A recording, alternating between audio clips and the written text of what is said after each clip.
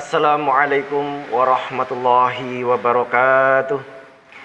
Alhamdulillahirabbil alamin. Innal hamdalillah nahmaduhu wa nasta'inuhu wa nastaghfiruh wa na'udzu billahi min syururi anfusina wa min sayyiati a'malina.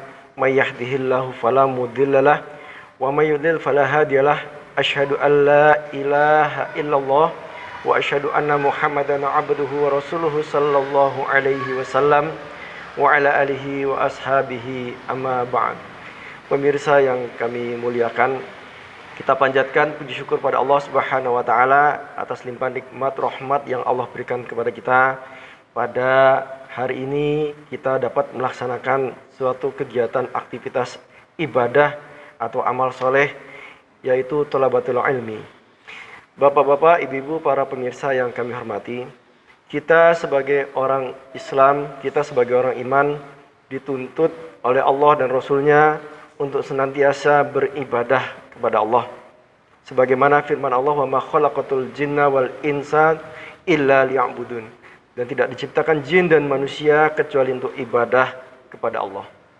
Dan dengan ibadah atau dalam kita beramal soleh, ya, amal soleh merupakan amal kebaikan.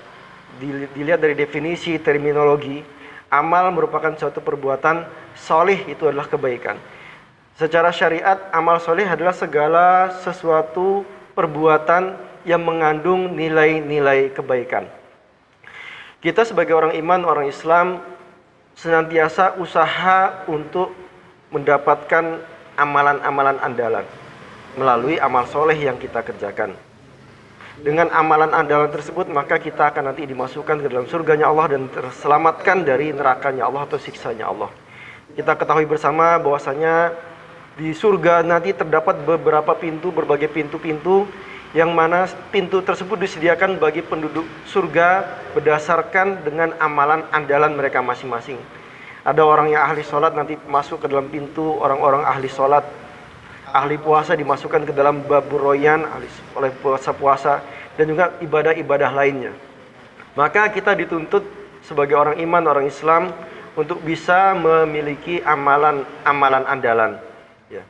Amalan andalan itu tidak harus sesuatu yang berat, tidak harus sesuatu yang repot atau sesuatu yang mengandung nilai yang sangat berat untuk dilaksanakan, tidak harus. Ya.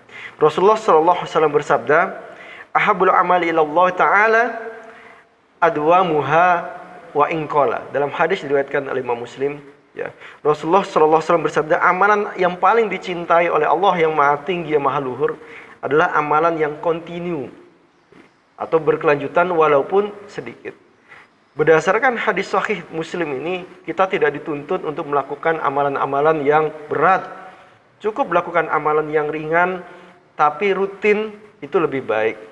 Ya, ada beberapa hikmah ya dengan kita melakukan amalan-amalan yang rutin, walaupun kecil, walaupun sedikit, tapi rutin kita lakukan. Di antaranya dengan merutinkan amalan walaupun sedikit tadi, nah, kita akan mendapatkan amalan yang sifatnya kontinu dan terus mendatangkan kebaikan. Yang kedua, hikmahnya pahala akan terus bergulir kepada kita. Ya. Karena dengan mengekalkan amalan walaupun kecil atau walaupun sedikit amalannya tapi rutin, maka membuat kita terus-menerus akan mendapatkan pahala di sisi Allah Subhanahu wa taala. Yang ketiga, kita terhindar dari sikap futur, yaitu bosan dalam beramal.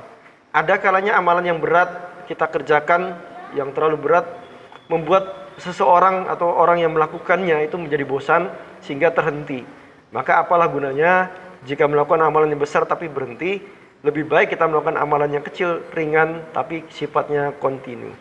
Maka bersama ini ya, kami menghimbau kepada kita semua agar senantiasa untuk bisa melakukan amalan-amalan yang rutin, walaupun sedikit tapi rutin.